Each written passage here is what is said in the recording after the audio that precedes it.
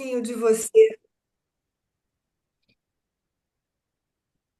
Você está mutada. Isso, Pronto. estou abrindo. Olá, tudo bem? Muito prazer. É a primeira vez que eu entro nesse grupo. Um prazer estar com vocês. Nunca tive oportunidade. Eu atuo como mediadora judicial e no Sejusc, e eu tenho muito interesse em mediação escolar. Eu tive por muito tempo uma escola de educação tecnológica, tive por 20 anos, introduzi informática naquele tempo que se fazia laboratório de informática nas escolas, e era uma coisa nova e tudo isso, e formação de professores, e eu trabalhei, tive por 20 anos essa atividade. E agora eu já, depois de outras coisas, a vida foi mudando os caminhos e eu estou atuando como mediadora há 2 anos já. Então, tenho muito interesse em conhecer todos vocês. Seja Bem-vinda. bem-vinda, Silvia. Mônica, não sei se Obrigada. a gente pode, de repente, ir começando, e quem chegou um pouquinho depois vai se apresentando ou no chat, Não, também no meio, né? A gente gosta de conversa, a gente não gosta de porque palestra, não. não é, a ideia não é dar uma aula, nenhuma de nós. Olivia é nossa convidada, porque ela tem bastante conhecimento do tema de hoje, mas a dinâmica aqui é: Olivia fala um pouco, quem tiver dúvida, levanta a mão, comenta, e a gente vai trocando e a gente vai aqui construindo uma aprendizagem em grupo, e aqui trazendo as nossas experiências e ouvindo as experiências dos que estão participando aqui com a gente. Então, Obrigada. acho que o Zé já falou um pouco, Joana, mas você não quer falar mais um pouquinho? Acho que o Zé apresentou bem. Eu queria só dizer que o link, a Marinês vai se apresentar. Só um minutinho, Marinês. O link para entrar no grupo de boas práticas está no chat. Então, como é um grupo gratuito, onde a gente divulga informações, onde a gente troca sobre o assunto, são de várias áreas da mediação, então a área né, de justiça restaurativa, de mediação escolar, de família, na área de empresas. Então, de acordo com o interesse de cada um aqui, vocês vão entrando no subgrupo. O link está no chat. Vai ser um prazer ter todos vocês lá, linkados no grupo que vocês mais se interessarem, ou em todos também. É, é Não, isso. só complementando a ideia, cada grupo desenvolve a cada 2 meses um bate-papo como esse. Geralmente a gente escolhe um tema, traz um convidado e todo mundo participa e constrói aí um pouco uma visão desse tema com o tempero de todas vocês, né? Então, vou começar só introduzindo aqui o porquê desse tema e da importância desse tema para a mediação escolar. Quando eu falo de mediação escolar, quando eu falo ainda na formação de mediadores, o que eu acho, eu tenho um carinho especial pela mediação escolar, no sentido de que, aspas, seria a mais nobre, o mais nobre dos campos da mediação, na medida que tem um caráter preventivo, né? Na medida em que vai formando as crianças e vai trazendo essa experiência para a sociedade, na origem do crescimento e da aprendizagem do ser humano, que vai, esperamos nós, é a nossa intenção, trazendo isso e viralizando para o resto do mundo, quando à medida que eles forem crescendo, vão aprendendo uma outra forma de se relacionar.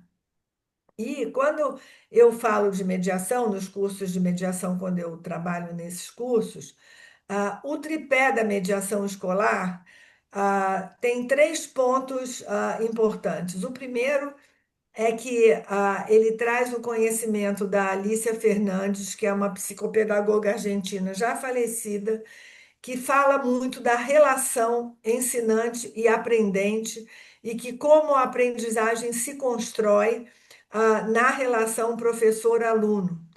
Então, a questão da mediação, da forma como ela é trazida na relação, ela é trazida no contexto, dentro da escola, em todos os segmentos, para poder fazer esse contágio, né, entre diferentes posições, diferentes lentes, mas a mesma intenção e a troca que vai fazer com que eu consiga incorporar uma prática nova. E a criança responde muito bem quando a gente consegue acolher o que ele tem para trazer, né? É uma relação entre quem ensina e quem aprende. O segundo ponto é o ponto de vista sistêmico, que embasa diversos conhecimentos atualmente, entre eles a mediação escolar, quando a situação que se estabelece dentro de uma escola, todos constroem aquela relação, formam um sistema que é diferente da soma das partes.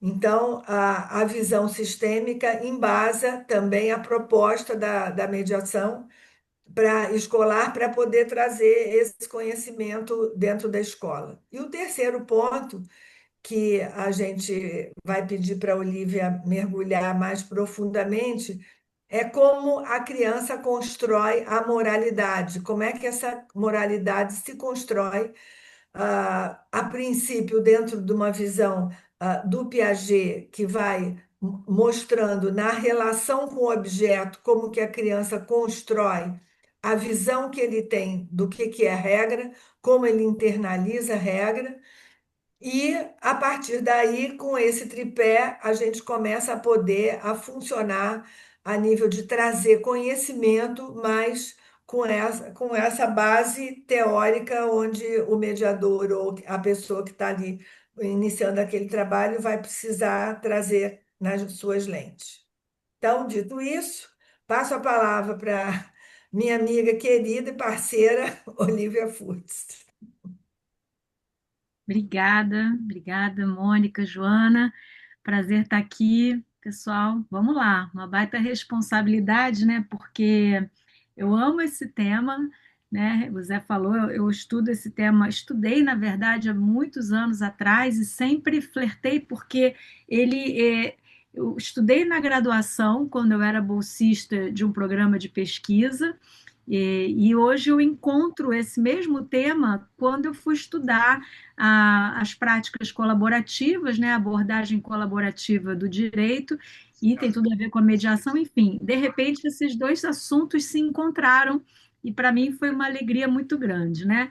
E, então, não sou uma especialista, eu abri minha pasta de 27, sei lá, impressionante, já quase uns 25 anos atrás, é, e fui rever minhas anotações e tudo que a gente, enfim, todo esse estudo em relação aos estágios, né, a questão da moralidade e da construção da moralidade pelas crianças, né, pelas crianças e pelos adolescentes, como que ela se dá.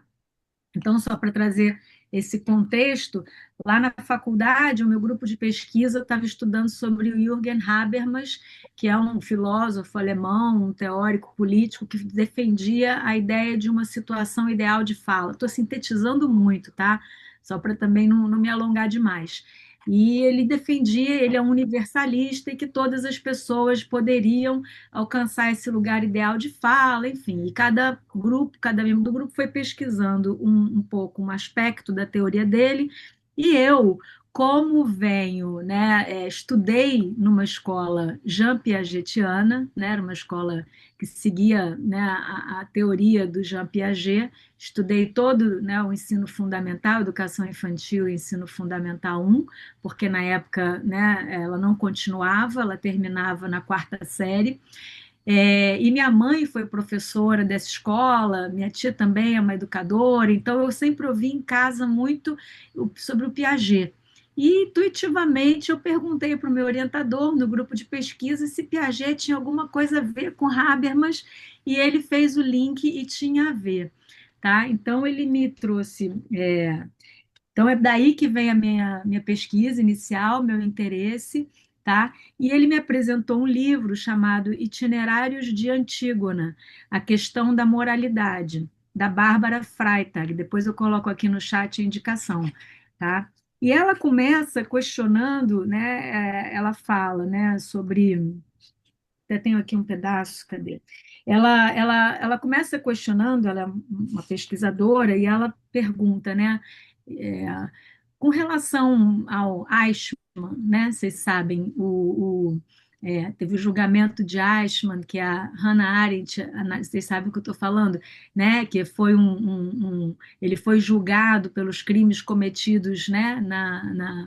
É, na época do nazismo, né, quem ele é, a Hannah Arendt foi assistir o julgamento dele, ela escreveu um livro até sobre isso, em que ela diz que, na verdade, ele se defendeu dizendo que ele era um burocrata, né, que ele apertava botões, que ele obedecia a ordem e se ele não fizesse isso, enfim, ele ia ser punido ou ele ia perder o emprego, então que ele não tinha nenhuma responsabilidade sobre os atos dele, né, ao enviar judeus para o campo, né, de concentração, enfim, né, ao deportar judeus. Então, ela saiu de lá porque existia toda essa crença de que ele era uma figura, né, assim, grande responsável, né, e ela fala, não, ele era um apertador de botão, era uma pessoa medíocre, né? A defesa, ele não era. Então, o que inquieta essa autora, a Bárbara Freitag, é isso, né? Assim, onde é que está a responsabilidade desse indivíduo, né? Que não que está pulverizada em estruturas impessoais, né? Onde ele não se responsabiliza, ele não tem consciência dos seus atos e não se responsabiliza pelas consequências dos seus atos, né? Então, ela começa nesse livro a estudar essa questão da moralidade, né? Por que que isso acontece? Por que que os indivíduos viram um mero elemento funcional de uma estrutura que é maior do que ele, né? Então, o que ela quer é buscar, né, retomar essa ideia de um indivíduo dotado de reflexão, né, e responsável pelos seus atos, e autônomo moralmente, né, capaz de ter um juízo crítico e possa tomar uma decisão se aquilo é correto ou não é correto, se aquele mandamento, aquela ordem, ela deve ser cumprida ou deve ser questionada. Tá? Essa é a inquietação dessa autora. Então, ela começa a estudar, né, essa questão e vem buscar a ideia de percebe-se a coisa de uma normatividade que é alheia à consciência do indivíduo, que é o caso do Eichmann. Tudo bem até aqui? Estão me acompanhando? E aí ela vai propor, ela investiga a teoria moral do Jean Piaget, que eu falei, eu estudei nessa escola, né? Então isso de alguma forma fez parte também da minha formação, e depois do aluno dele, que se chama Lawrence Kohlberg, que foi aluno de Piaget e deu continuidade aos estudos do Piaget. Então, não sei aqui se eu vou também fazer a relação no nosso debate com a mediação, mas só para situar, não sei que tem educadoras aqui, não quero ensinar, né, para vocês sobre Piaget, mas só para quem não sabe, né, ele nasceu na Suíça em 1896, um biólogo, tá, que se interessou, ele começou estudando sobre moluscos, enfim, em algum momento ele se interessou pelo conhecimento, né? Ele estudou filosofia, psicologia e epistemologia. E a grande questão dele é como é possível o conhecimento, como se dá o conhecimento, né? E aí ele começou a estudar como é que se dá através de entrevistas e, né, com crianças, como que é possível a aquisição, mas o foco dele era do raciocínio lógico matemático, ele não estava preocupado com o inconsciente, mas com as questões do aprendizagem, né, aprendizado.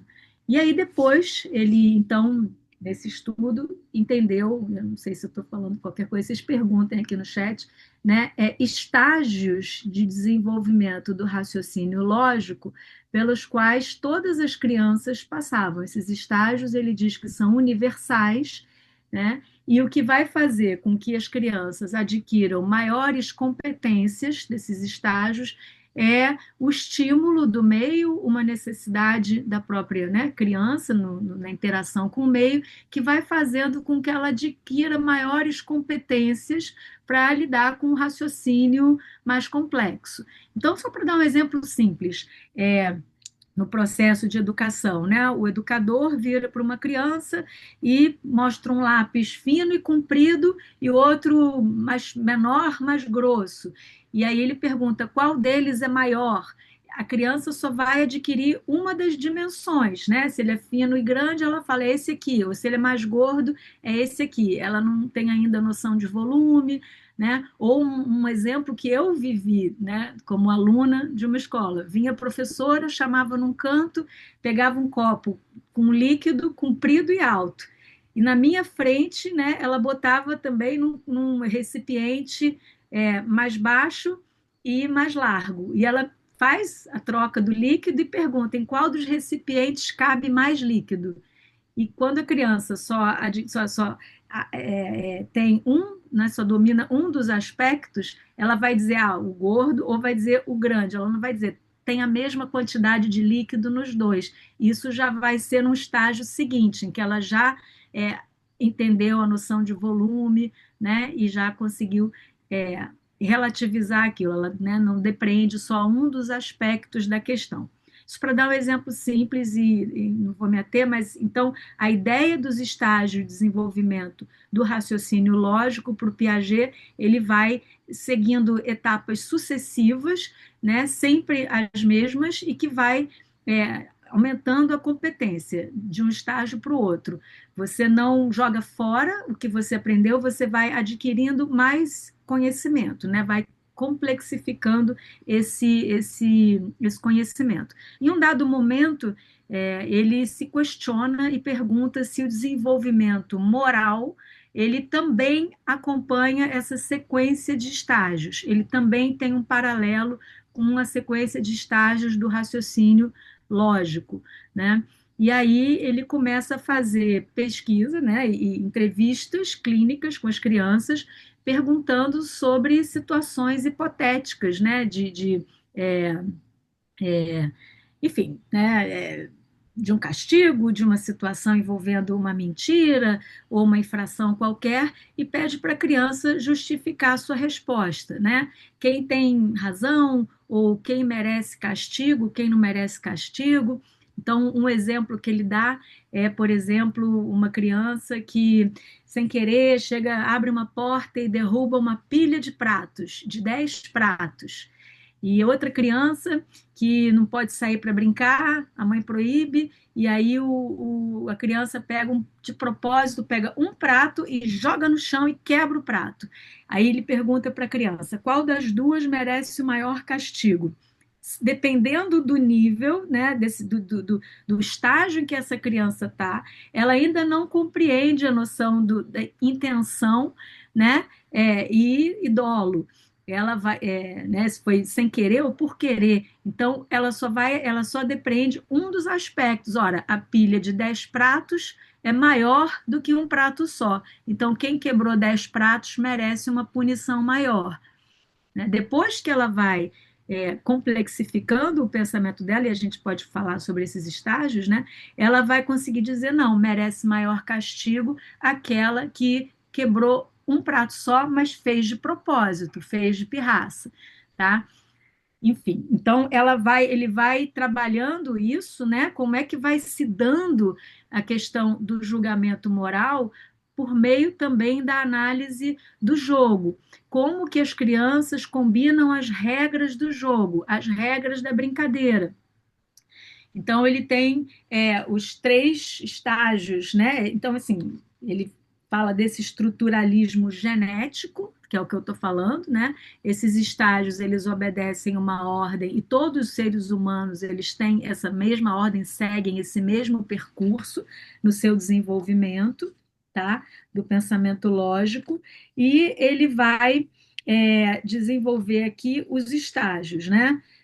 Do desenvolvimento moral. O primeiro é o da pré-moralidade. De 0 a 5 anos, a criança ainda não tem, né, uma noção de regra ou consciência da regra.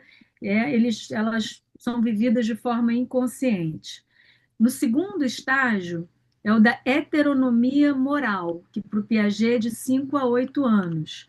Né? Aqui ela tem uma noção mais rudimentar das regras, tá? Ela é percebida como alguma coisa sagrada, imutável, com validade absoluta. As obrigações elas são impostas do exterior para o interior, tá? E não como uma elaboração da sua consciência. Tá? E aqui é olho por olho, dente por dente. O tamanho do castigo igual, né? O tamanho do feito é igual ao tamanho da punição. E a gente pode falar sobre isso, Código de Hammurabi, porque depois a gente vai fazer um paralelo com os grupos, né? Também com os desenvolvimentos da sociedade. No estágio 3, que é de 8 a 13 anos, para o Piaget a gente tem a semi-autonomia, né? Que é um estágio intermediário entre a heteronomia moral, que é o anterior, que eu acabei de falar, e a autonomia plena. Aqui a criança já demonstra um conhecimento um pouco mais sofisticado das regras, interpreta as regras de acordo com a situação e relativiza, sempre que precisar. A cooperação no jogo, nessa fase, passa a ser uma necessidade, tá? Mas as regras aqui ainda têm origem interna. Então, as crianças começam aqui a elaborar regra, né? Enfim. No quarto estágio, no quarto e último, é a fase da autonomia moral, a partir dos 13 anos. Isso tudo para o Piaget, tá? Aqui, as crianças, né, os adolescentes, já têm interesse pelas regras em si, né? Conhece as regras nos seus mínimos detalhes e tem prazer em apresentar, em discutir e admitem a possibilidade de reformular uma regra que se revela injusta, inadequada, desde que ela seja coletivamente elaborada, consensualmente aprovada e respeitada. Esse é o lugar da autonomia moral. A cooperação e a reciprocidade passam a ser compreendidas como pré-requisito para a realização de qualquer regra. Tá?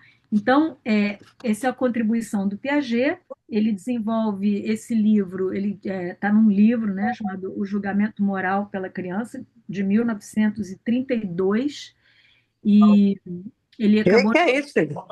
Oi? Ah, e ma- Tem um áudio aberto. Então, ele é de 1932, essa pesquisa dele, por alguma razão, enfim, aí ele era ligado a uma escola de Rousseau, aí tem questões, ele não deu continuidade a essa pesquisa, mas um aluno dele, chamado Lawrence Kohlberg, também psicólogo, né, também envolvido com essas questões, ele deu continuidade às pesquisas do Piaget. É isso, o livro do Piaget é O Julgamento Moral na Criança, de 1932. Tá?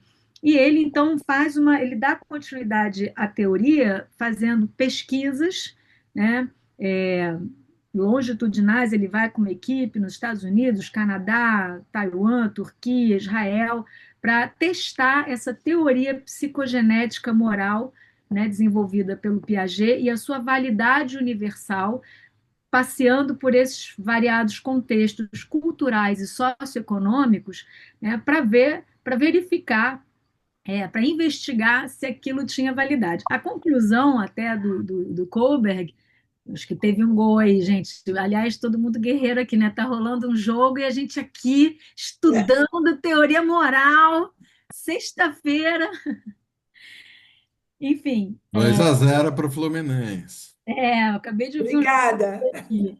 2-1, 2-1. Eu já vou parar aqui com a minha palestra, eu queria te falar muito para ouvir vocês. Mas então ele faz essa pesquisa, o Kohlberg, que eu estou dando esse voo e depois a gente conversa um pouco, tá? Ele faz essa pesquisa, né, nesses contextos variados, para, enfim, validar. Houve um boom, né, nas décadas de 60 e 70, interessante a gente pensar sobre isso. A pesquisa da psicologia da moralidade teve uma motivação prática na época, né? Houve muito incentivo para educar a juventude americana. Olha isso, né? educar a juventude americana para solidariedade e para cooperação, porque já existiam problemas, não os que a gente vive hoje, mas a fim de controlar problemas como o uso de droga, criminalidade, violência nas escolas, enfim, nas high schools e colleges norte-americanos. Então, nesse período, década de 60 e 70, teve muito investimento nesse campo. E a gente, né, Mônica e eu estávamos conversando ontem do porquê que isso, né, não foi para frente, ou se foi, ou qual é o tipo de obstáculo que a formação moral nas escolas, né, é, é, enfim, não vem ganhando expressão, onde é que isso está? E eu vou chegar lá no nosso tema de hoje já já.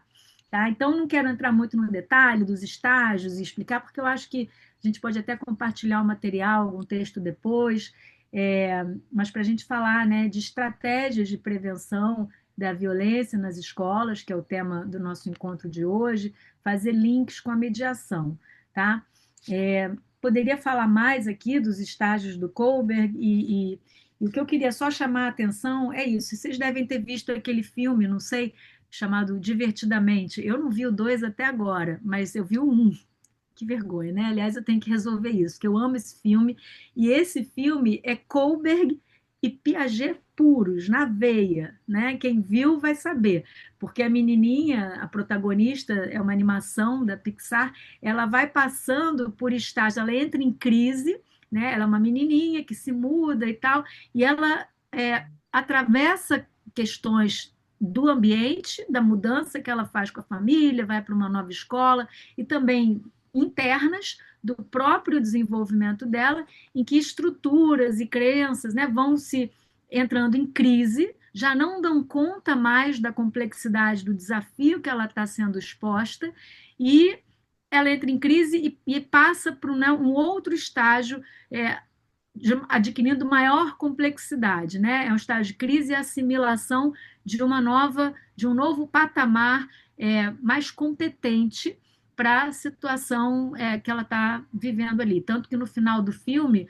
né, as emoções que são universais, quem viu lembra, né? Todos, o pai tem as mesmas emoções com o bigodinho, a mãe tem lá a raiva, né, o nojo, o medo, a tristeza, que é esse aspecto universal que Piaget e Kohlberg trabalham, todos nós temos esses mesmos elementos, e no final do filme ela termina, não sei se vocês vão lembrar, né, lembram disso, com as emoções administrando um painel de controle maior. No começo, o painel de controle é pequenininho, e quando ela passa por toda essa crise, esse painel de controle das emoções ele aumenta. Então é sobre isso, né? Os estágios da moralidade é puro, ele dá para ver e entender tudo isso que o Piaget e o Kohlberg eles defendem, eles falam, tá? Então a ideia é sempre que o estágio subsequente ele é sempre mais sofisticado, ele é mais competente, ele dá conta, né, de mais desafios. Eu vou falar um pouco, né, para fazer o link com a questão. Olha só, se Ah, você tiver algum momento querer assim um pouco uma interlocução, você pode continuar depois, porque a ideia verdade. é esse bate-papo, né? E o que eu acho importante no que você está falando é como, de alguma maneira, o conflito é necessário para haver esse desequilíbrio, porque a grande questão é que a construção dessa lente moral das regras, ela se dá na relação e ela se dá em camadas que vão se construindo umas sobre as outras. Então, o quanto que é necessário usar o conflito, né, de uma forma que possa ir ajudando as crianças nas escolas a construir e modificar essas regras e estabelecer uma lente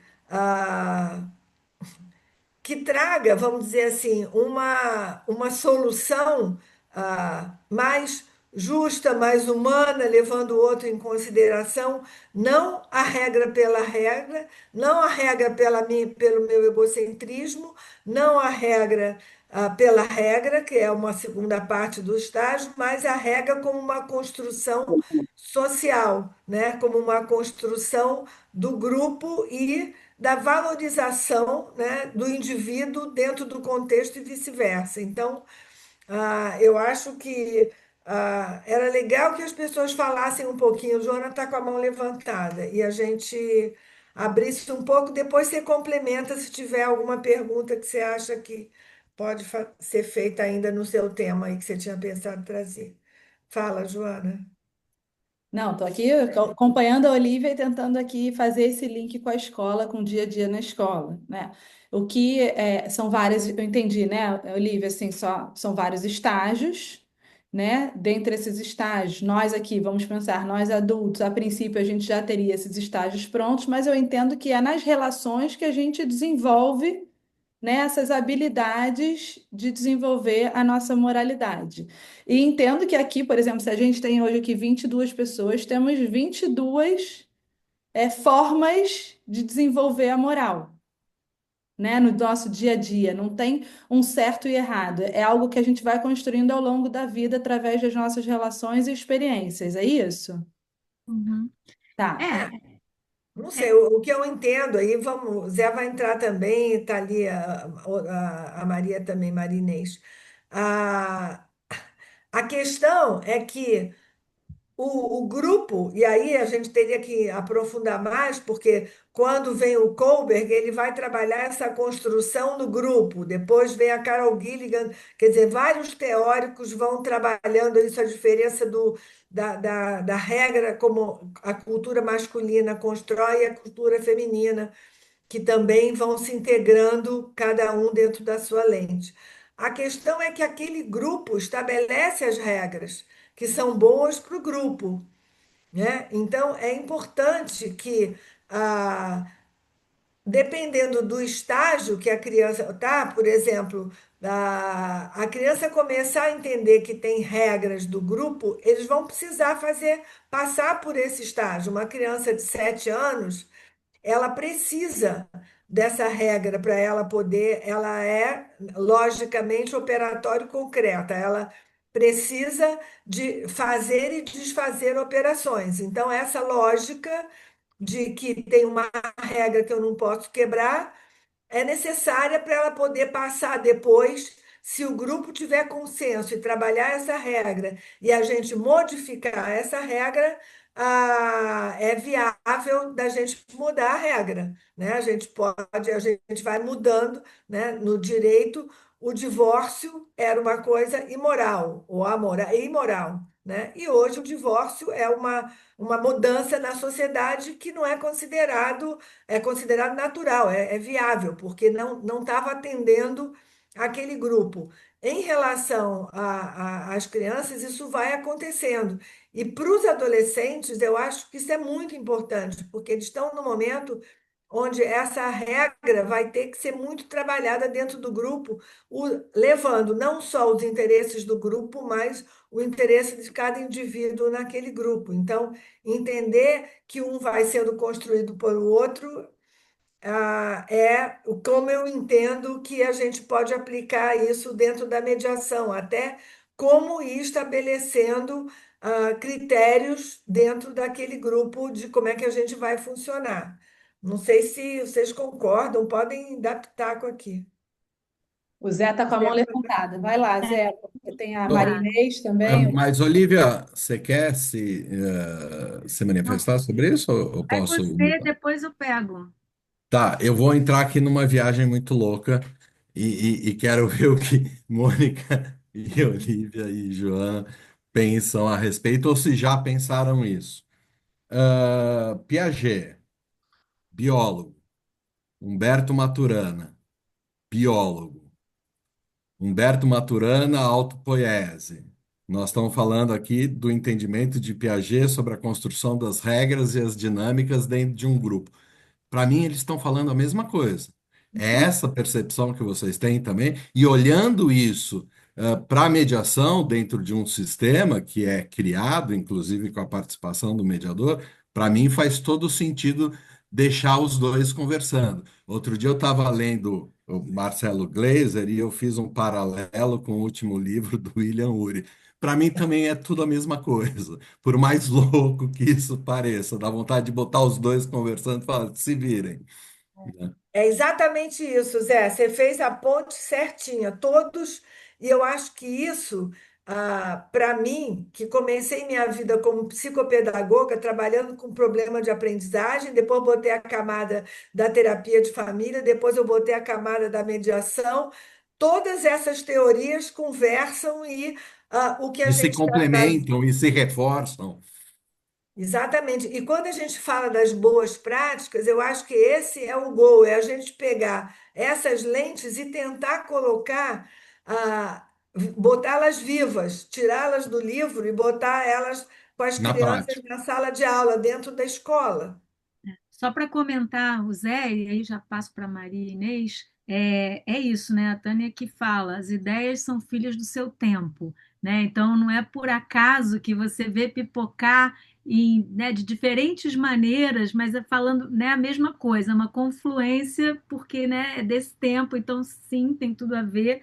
Biólogos, né, com uma perspectiva também sistêmica, que é isso, é a interação que influencia e que faz e provoca a crise e a regulação, né? Então, é esse o papel do educador, é esse o papel do mediador, né? É diante de uma situação entrar em contato com aquele sistema, entrar em relação e, por meio de perguntas, de entrevista, provocar a crise, provocar essa E a descentralização. dinâmica. A dinâmica é, né, estimular, que isso está na entrevista clínica do Piaget, que é promover assim, o role taking, né, que ele assuma papéis, que a gente fala hoje isso, visitar o lugar do outro, isso está lá no Piaget, entendeu? Ele já fala isso. 1800. Enfim, 1930, sei lá no início, né, quando ele estuda a questão do julgamento moral. Então, eu tenho o exemplo da minha vida na escola, né, assim, piagetiana. Tinha até minha mãe que me conta isso, porque ela foi professora. Você tem uma criança que é meio maioral, sabe, na turma, e bate em todo mundo, é meio assim, e você pega essa criança e bota ele para passar um tempo na turma dos mais velhos. E aí ele vai Vai ser ficar fininho. Entendeu? Aí ele começa a ver que é na experiência também. Mesma coisa aquele garoto, aquela criança que é meio pele, que está sempre sendo, né, assim, que mais tímido, o menorzinho, o não sei o quê, pega ele, deixa ele uma temporada na turma mais nova, para ele também se sentir ali o grande, o maioral, o mais inteligente, sabe? Então tem toda essa questão que eu experimentei isso na prática, né, dentro de uma escola que não avaliava a gente por prova, né, não existia esse tipo, não era série, os grupos, né, tinham nomes, eram recantos, as salas tinham recantos com nomes, e as avaliações eram feitas dessa maneira, individualmente, né, fazendo experiência e para ver como que a criança justifica a sua resposta. É por meio da maneira, né, que ela fundamenta a sua resposta que o professor, que o orientador vai entender em que estágio, né, como é que está o desenvolvimento dela. É dessa forma que é feita a avaliação. Né? Então, nós, como mediadores, né, também trabalhamos, de alguma forma, tem muita semelhança com isso. Né? É isso. Então, eu tenho crianças, eu tenho uma situação de conflito numa escola, enfim, a gente tem uma situação, já não vamos enfrentar mediadores, situações específicas de violência, como que a gente pode fazer uma intervenção? Eu vou abrir essa pergunta, depois a gente conversa, para é, imprimir uma experiência para justamente desestabilizar, provocar esse grupo que está numa situação violenta, ruim, disfuncional, de indisciplina, para promover crescimento, para promover, é, é, enfim, consciência moral, né, e entender como que esse grupo pode amadurecer moralmente. Eu acho que essa é uma questão, né? Que a gente aqui, como mediadores e trabalhando com a situação da violência na escola, a gente precisa se perguntar, se problematizar. Maria Inês, eu acabei entrando na sua frente. Obrigada.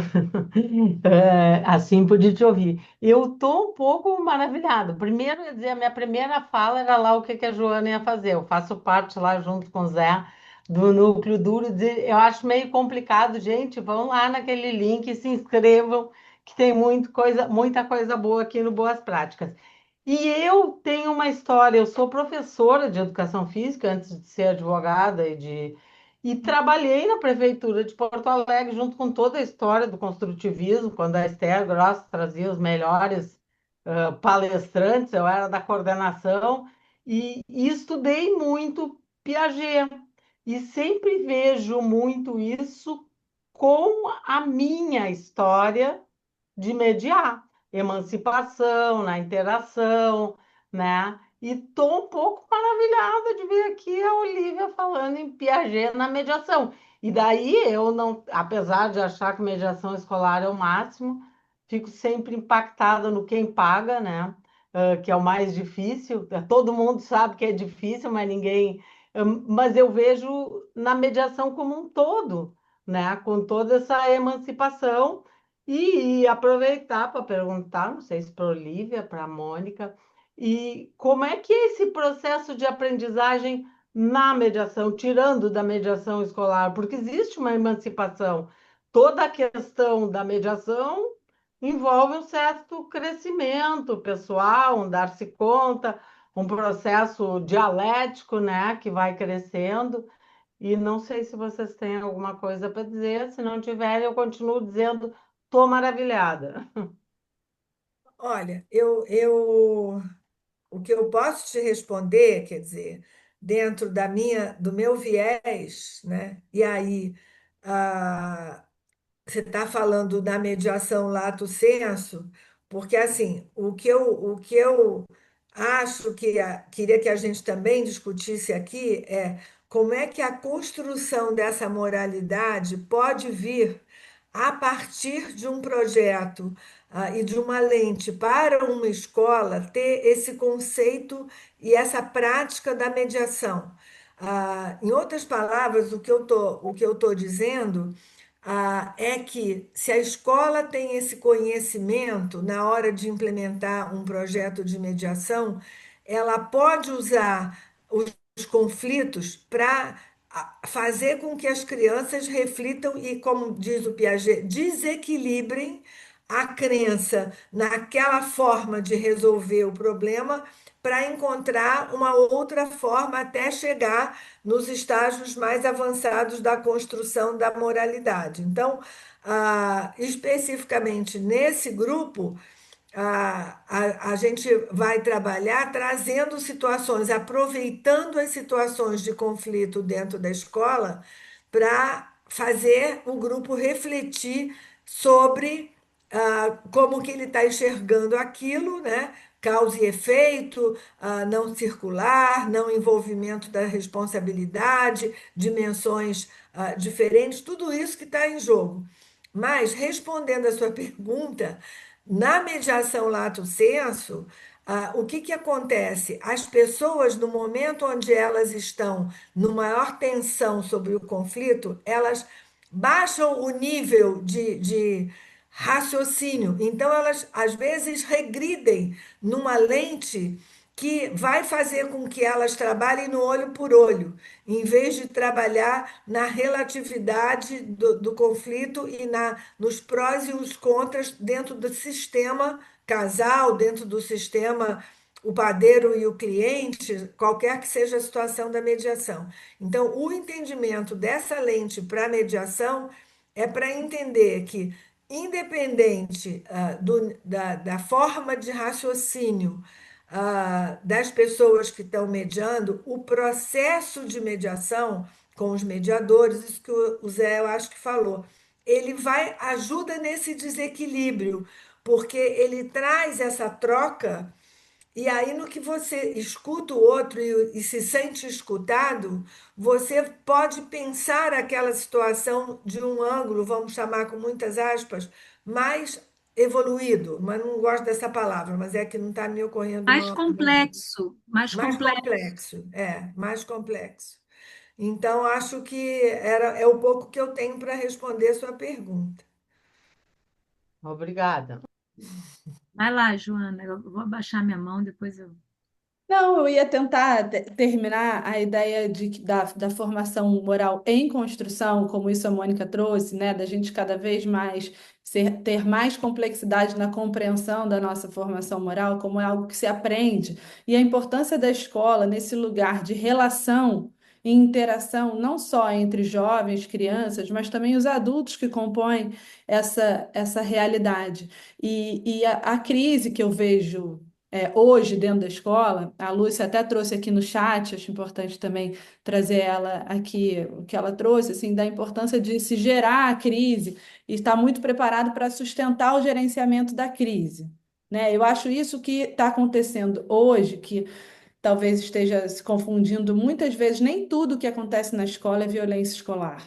A gente tem estágios antes da violência escolar que eu diria assim, tem a indisciplina, né? Que talvez seja o que a gente chamava antigamente de falta de educação, sabe? Tem também a transgressão, que é natural do ser humano. Transgredir uma regra, testar essa regra, isso tudo faz parte dos estágios morais do Kober, né? Também ele cita isso, né? E como que eu venho aqui falando aqui até para advogados com um pouco com vergonha, mas assim, o sistema multiportas que eu vejo que acontece no direito hoje, a gente não vê isso dentro da escola como uma forma, como uma ferramenta de solução de conflito. O conflito na escola é a natureza de uma quantidade de gente que tem dentro da escola, o conflito é a natureza daquele ambiente. Gerir o conflito é que está ainda muito preso no mesmo sistema que eu acho que o judiciário estava, que era da punição, né? Do adversarial. Então, eu queria trazer, queria que a Olivia comentasse aí um pouquinho como é que ela vê isso, porque assim, a gente não está conseguindo ver o conflito e recombinar os valores para construir uma moral. A gente não está conseguindo recombinar, sabe? A gente está preso. Eu estou falando eu, porque eu não sei se todo mundo sabe, mas eu venho da área de educação, do chão da escola, então eu me incluo muito nesse lugar, tá? Mas, então, queria te ouvir um pouquinho, Olivia, sobre essa reflexão aí. Não, eu concordo, estava até procurando aqui um slide que eu e Mônica fizemos uma vez para uma escola, a gente foi fazer um workshop para psicólogos, enfim, falando justamente disso, né? Assim, a estrutura, né, dentro da escola, quando eu sou chamada para ir a uma escola falar de mediação, de gestão de conflito, eu sempre me sinto um pouco constrangida, Joana, porque a sensação que eu tenho é que eu estou indo ensinar o padre a rezar a missa. Mas quando eu chego na escola, eu vejo que não, né? Que ainda tem uma coisa assim, primeiro, como existe um temor, né? Assim, como lidar com conflitos, como que, né, existe uma falta de habilidade e como ainda é uma estrutura, uma lógica punitivista, né? Assim, que busca lidar com a indisciplina né, por meio de uma punição, de uma repreensão, de uma advertência, né, de uma suspensão. É isso, é toda essa forma, toda essa não está vindo a palavra, mas é toda essa dinâmica também que entende a produção acadêmica dentro do certo e do errado, A que não estrutura. estrutura, né? Que não respeita processos individuais, né? Então é isso, baseada no conteúdo que você tem que ir lá botar. Então é isso. E toda a estrutura é assim que a gente, né? Que as escolas estão estruturadas. Então, quando a gente chega, né, provocando isso, né, convidando, então, quebrou a regra, tem uma situação de indisciplina. Eu me lembro também, vou trazer de novo o exemplo que eu vivi na escola, numa escola piagetiana. Você tinha lá um descumprimento de regra, a professora botava todo mundo para sentar em rodinha, que ela chamava, sentava todo mundo no chão em roda, né? A gente, no início até do ano, elaborava as regras do recanto, que é um exercício fundamental, né? Os alunos elaborarem as regras, é a Constituição, né? O que pode, o que não pode bater, não pode isso. E aí cada ano vai elaborar as suas próprias regras. E se alguma dessas regras for descumprida, né, a gente senta e delibera. com a condução do educador, do professor, que vai estar ali justamente, né, de acordo com cada idade, com cada estágio ali, das competências de cada idade, promover esse tipo de exercício, né, de ser capaz de revisar a regra quando ela não se justificar, ou entender por que ela foi cumprida, né, é diferente essa perspectiva do que simplesmente aplicar uma punição, né, repreender. Então, é outra forma de lidar com isso, né?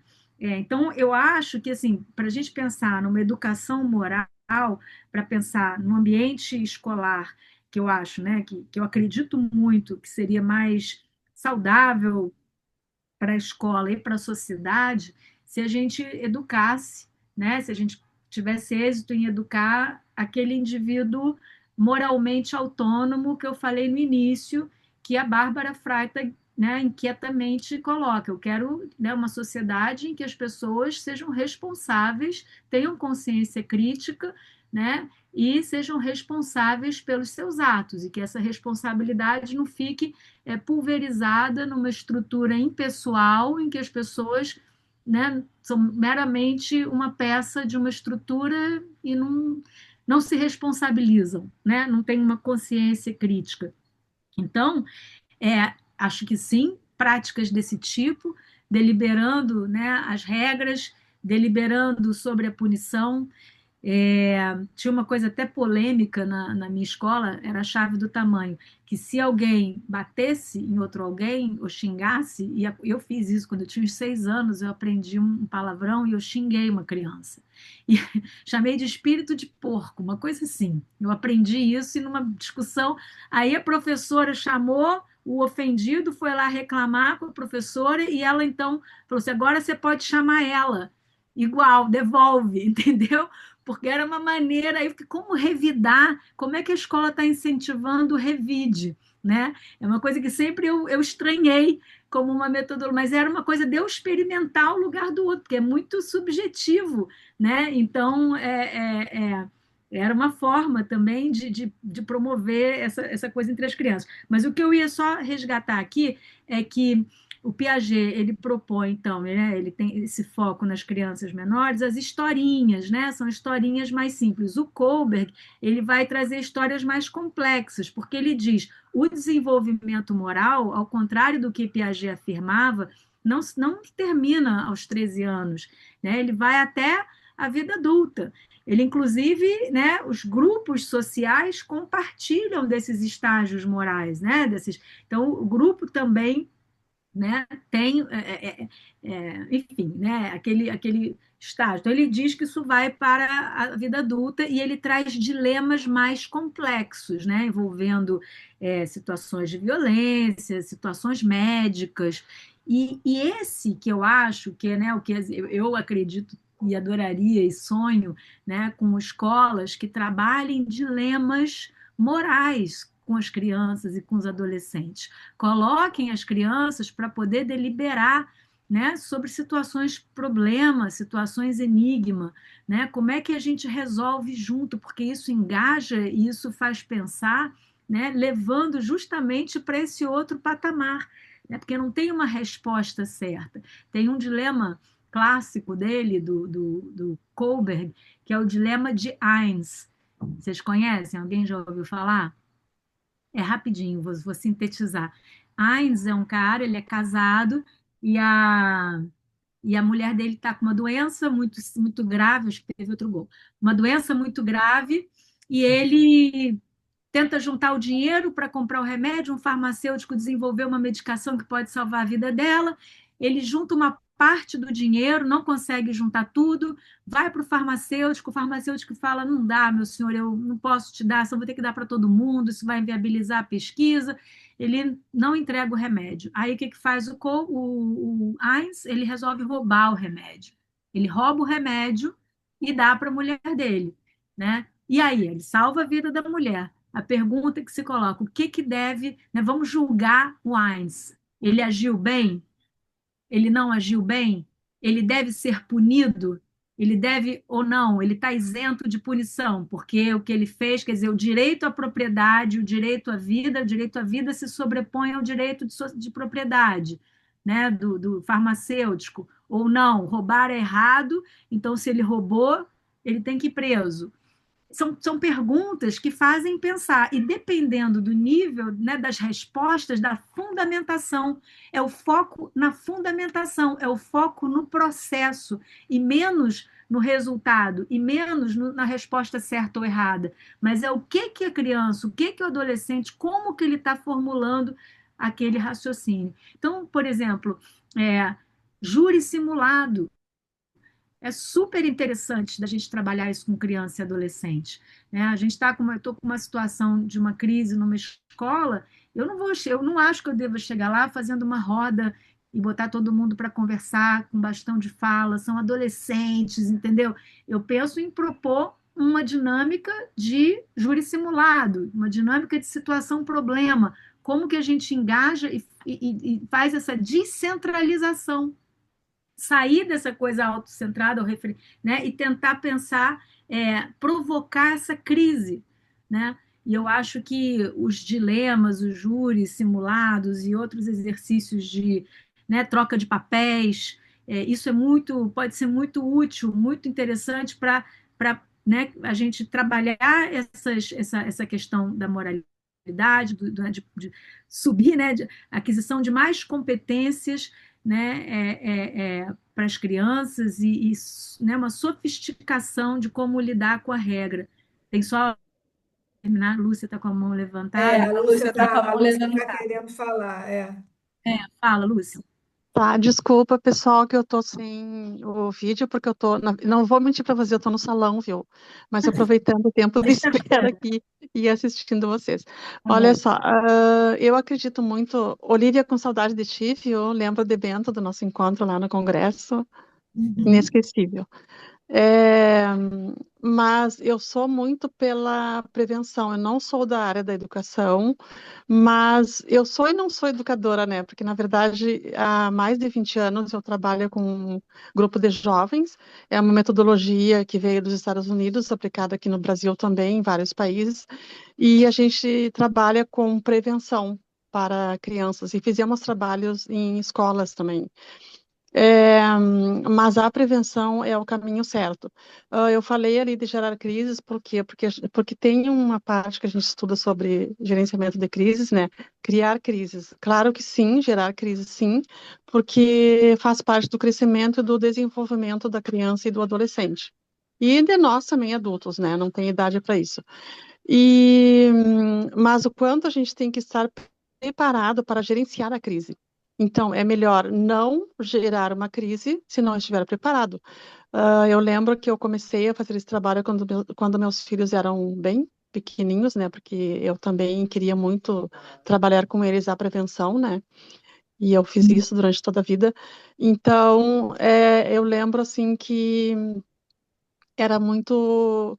Às vezes eu estava vendo alguma coisa que deveria ser recombinada, retrabalhada, né?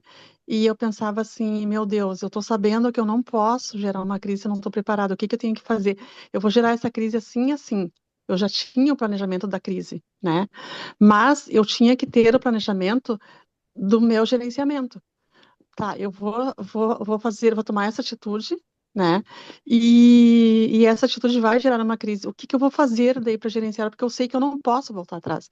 Eu assimilei tanto essa parte do estudo que eu lembro como se fosse hoje, né? Então, se eu não sei o que eu vou fazer depois da crise, eu tenho que esperar o meu preparo, né? E essa falta de preparo que eu vejo não é só da escola, é dos pais também. Então, se nós pegarmos um trabalho, os jovens na escola, né, nós temos que ver um método que trabalhe esse aluno, esse jovem da escola, é, aquilo que ele trouxe de casa, né? Mas daí a gente vai lá e fala com eles, ou como mediador, ou como qualquer trabalho que a gente faça com eles, né? É, a gente vai trabalhar questões morais, né, a moralidade, E algum deles pode dizer, ah, mas na minha casa não é assim, meu pai e minha mãe fazem diferente ou me ensinaram diferente, né? De que forma a gente vai devolver isso? Né? De que forma a gente vai discutir com eles a autonomia que eles têm, a habilidade, a competência que esse jovem tem para ele escrever a história dele com a própria caneta, e não do pai e da mãe.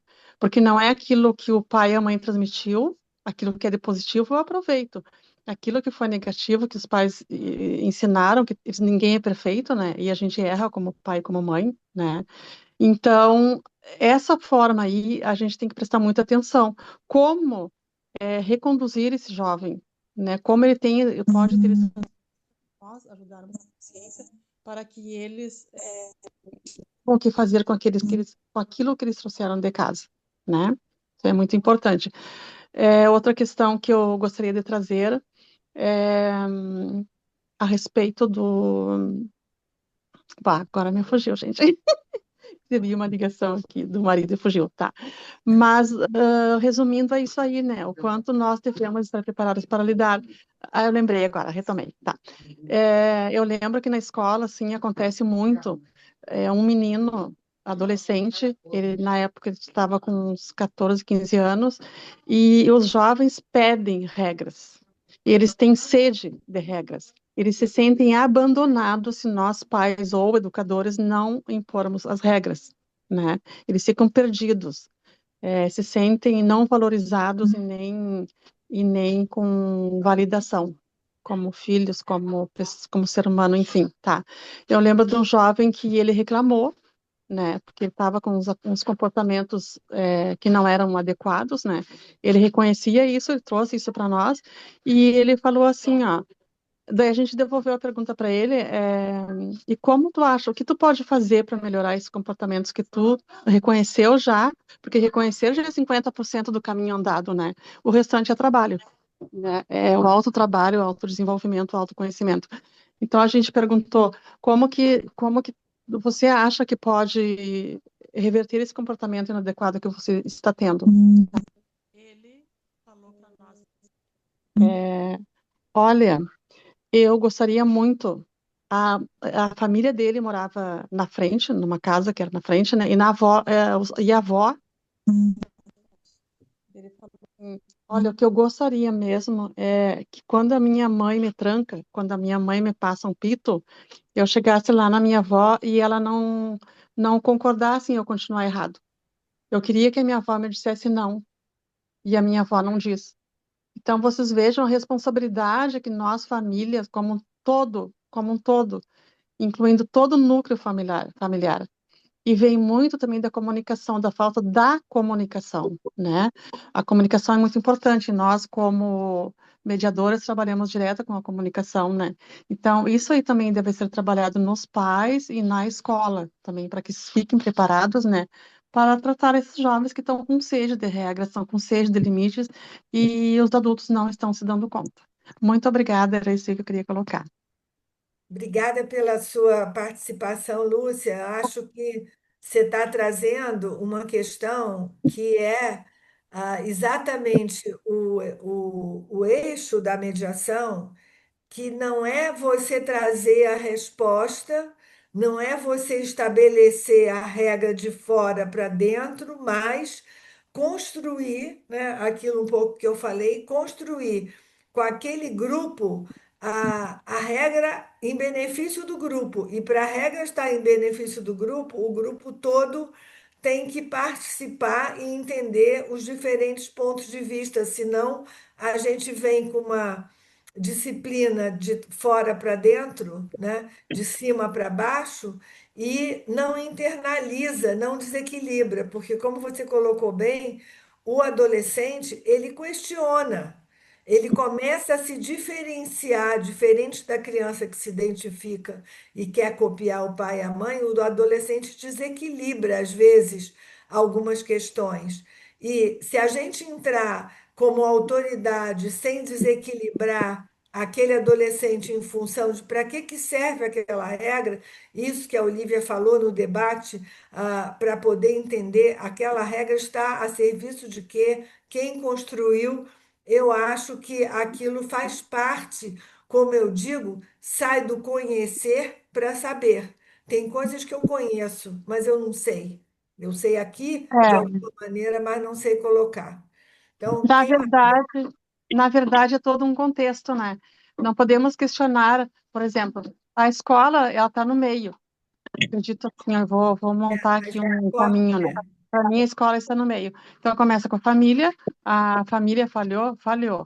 Vai para a escola falhou, a escola falhou, falhou. Não estão preparados, né? Então, eu tenho que achar uma forma de como eu vou trabalhar esse jovem, que já vem sendo vítima de todo um sistema, é um contexto inteiro, né? É muito mais complexo do que a gente imagina. Mas tem formas, né? Tem formas, tem eu pessoas. gosto mais, desculpa, eu gosto mais em vez de vítima, agora fugiu a palavra para mim. Ah, Resultado. Alvo. não, assim, em vez de vítima e corresponsáveis pela situação, é óbvio que o adolescente é o mais frágil, mas a gente não vir também com a regra de fora em cima daquela família, ajudar a que se Exato. desequilibre aquela crença através de um questionamento, que é exatamente o trabalho do mediador. Mas queria abrir espaço para quem quiser falar também. Obrigada. Quem mais?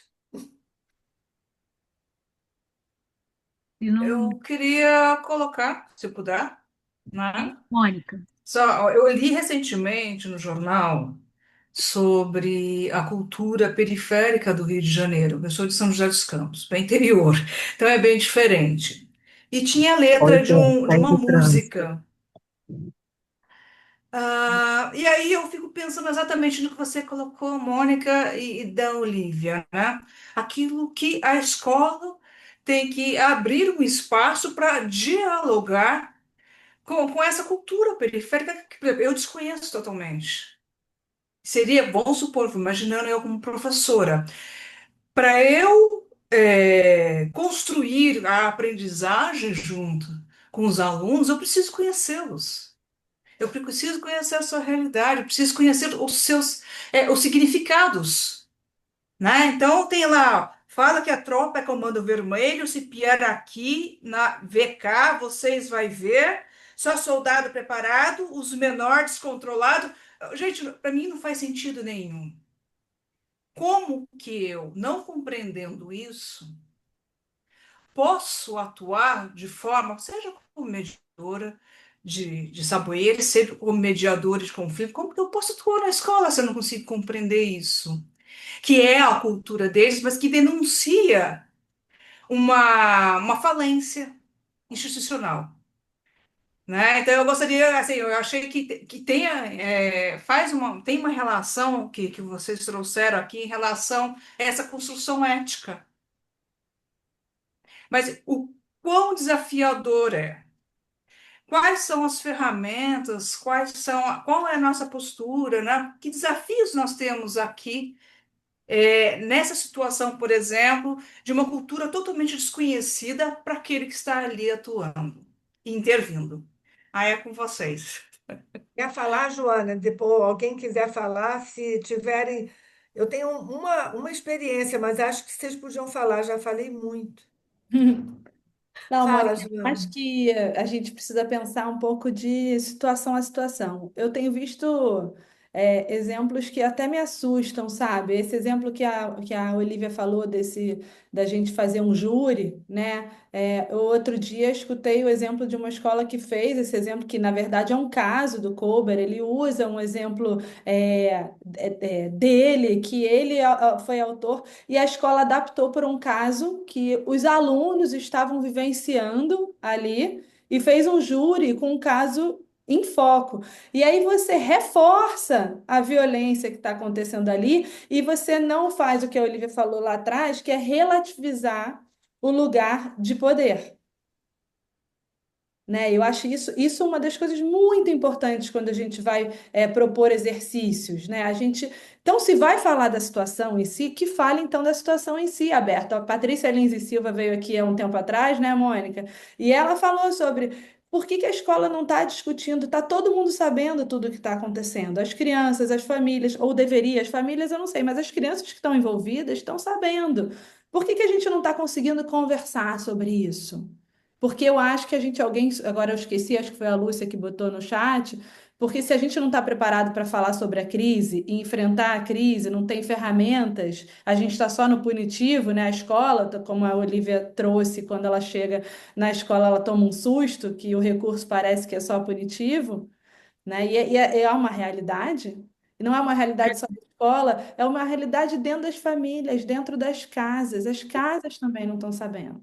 É estrutural, né, Olivia? Assim, isso que a gente fala de mediação ainda é muito novo, a gente está engatinhando. Então, a gente tem um desafio gigante de dizer como, Mônica, como. Eu não, eu continuei sem responder para você, mas eu acho que Mas olha só, vai. certamente não é a gente ocultando o conflito. A gente vai ter que botar o conflito na mesa. E nós, como mediadores, né, assim, ou pessoas preocupadas em desenvolver o conflito como uma oportunidade, a gente tem essa responsabilidade em reproduzir o sistema multiportas também na educação. Não exatamente na mesma lógica, tá? Mas na mesma ideia da gente ter diversas soluções para resolver uma crise, um Eu conflito. vou tentar resumir em 5 minutos, vou ver se eu consigo, nem cinco, três. Eu tive uma experiência que eu fui chamada para fazer uma mediação, numa escola do Rio de Janeiro. E a questão era que a escola não queria mediação. Os alunos tinham alunos bolsistas, que vinham da comunidade. Essa escola é uma escola de classe média alta, mas que tem bolsistas da comunidade que fica vizinha àquela escola. Então, a questão era: os alunos estavam insatisfeitos com a mudança de professores ou alguma coisa, muitos alunos estavam estudando em outros espaços para poder pegar o conteúdo e pediram à escola uma mediação. A escola se recusou a fazer a mediação. Os pais, então, se reuniram, foram buscar um mediador, no caso eu e mais um colega, e aí montaram um projeto, avisaram a escola se a escola queria participar, a escola não quis participar, encontraram um lugar, tipo um play de alguém, né? Chamaram a gente como mediadores, fizeram um almoço, incluíram as crianças da comunidade convidadas para almoçar, e depois do almoço fizeram uma roda para os alunos tentarem buscar uma solução entre eles que resolvesse o problema que estava incomodando a todo mundo. E foi lindo. Então, eu estou me lembrando desse exemplo porque, às vezes, a escola está mais receptiva e consegue fazer esse contágio. Às vezes, os alunos fazem um movimento e acabam trazendo essa proposta. Às vezes, são os pais. Então, como a Joana disse, a gente está começando. É muito ainda incipiente. Discussões como essa, e eu estou feliz hoje, a gente está conseguindo um número maior do que costuma ser. A gente precisa ampliar essas discussões para o Brasil inteiro, para a gente ir aumentando aí um pouco, né, a nossa possibilidade de desequilibrar uma lente que está muito polarizada e que não traz uma solução de fora e não uma solução entre as pessoas envolvidas naquele conflito. E o papel do mediador traz essa maravilha que é ajudar todo mundo a construir a solução e não vir uma solução de fora. É o exemplo que eu tenho, Mônica. Foi a Mônica que fez a pergunta, né? Foi a E é o Mônica? começo de tudo, né, Mônica? A família, a escola, assim você vai aculturando a É, população, o é. cidadão a isso, né? Gente, a gente está Mônica, sem mais peraí, duas só perguntinhas e um a gente tem que pouquinho. fechar. É isso que eu ia falar. Termina 6h30, é isso mesmo, em ponto? Mas podemos estender, acho que só um pouquinho, e as pessoas que tiverem que Sim. sair podem ficar à vontade para sair. Mas pouquinho, gente, porque eu tenho compromisso familiar. Eu vim até aqui para esse compromisso. Mônica, você vai, a gente continua. Eu posso Tô sair. brincando, tô brincando.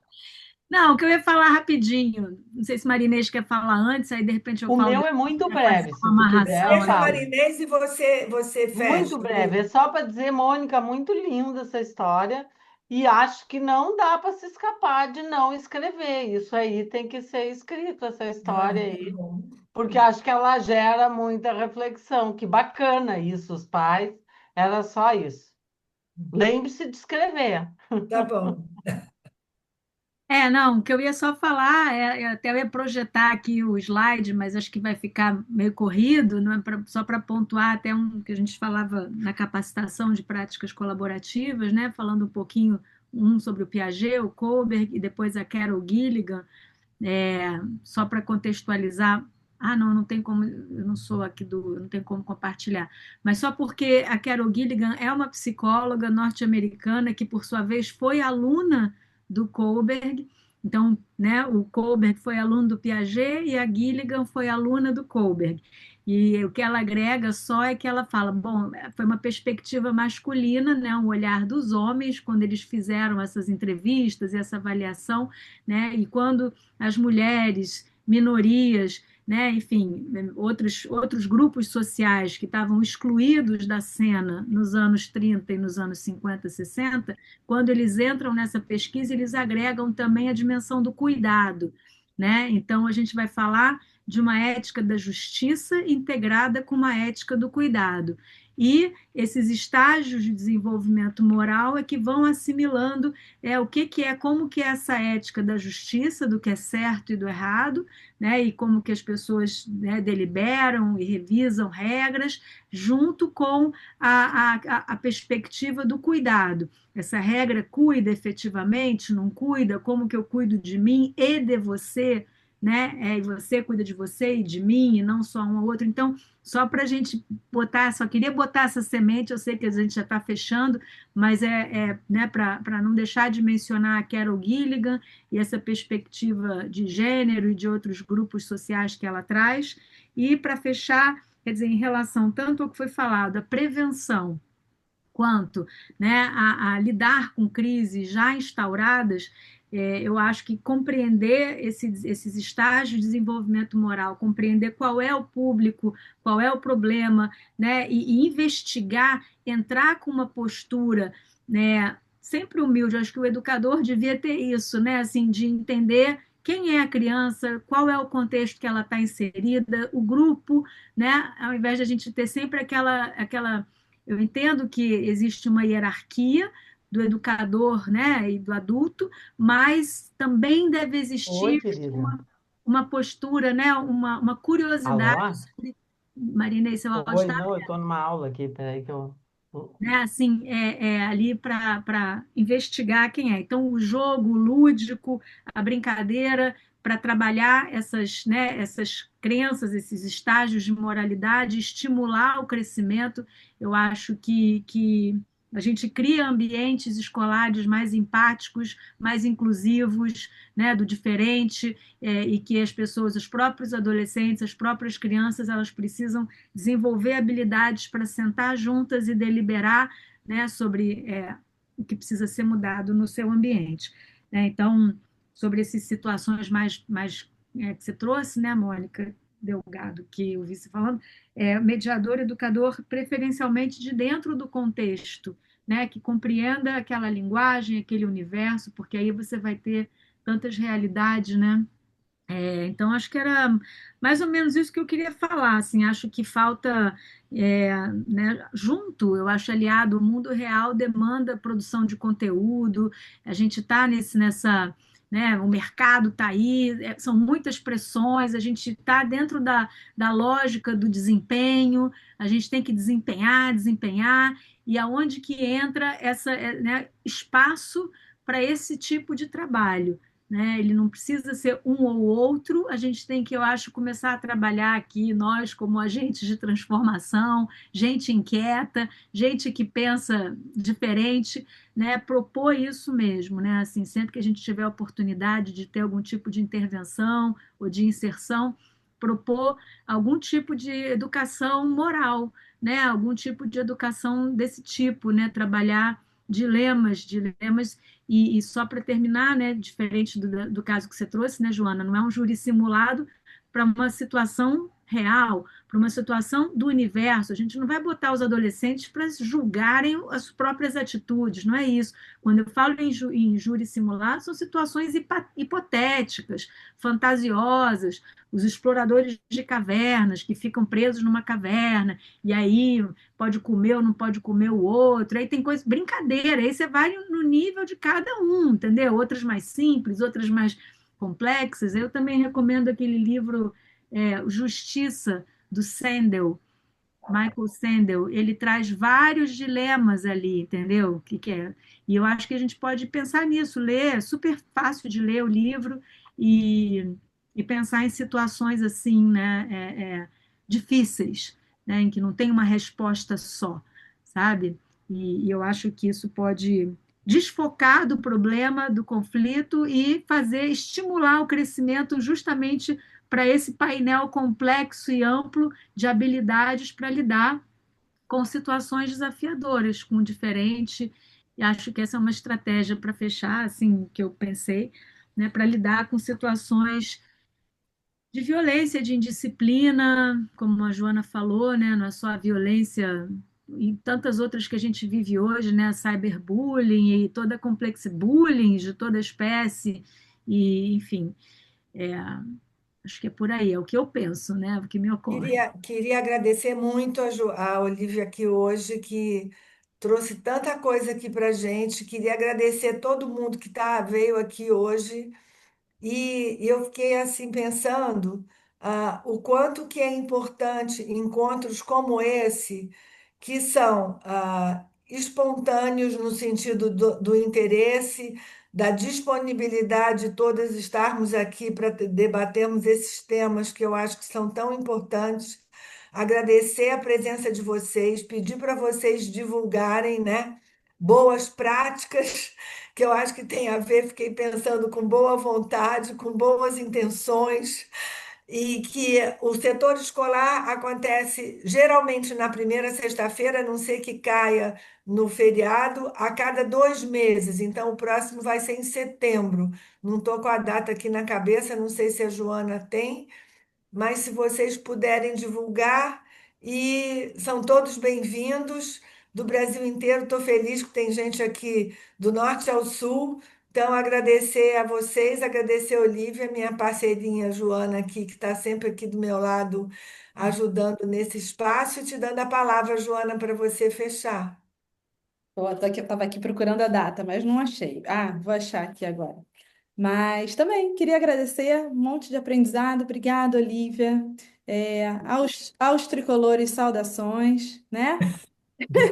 Acho que foi tudo de sucesso. Nossa conversa, mais um brasileiro aí no final da Mundial. Então, é assim, agora é sexta-feira. O nosso próximo encontro é no dia 5 de setembro, Tá? tá? 5 horas, 5 horas. 5 horas. A gente, né, a Mônica divulga na rede dela, a gente divulga na página de Boas Práticas do Instagram, a gente divulga na página de Boas Práticas Escolares também no Instagram.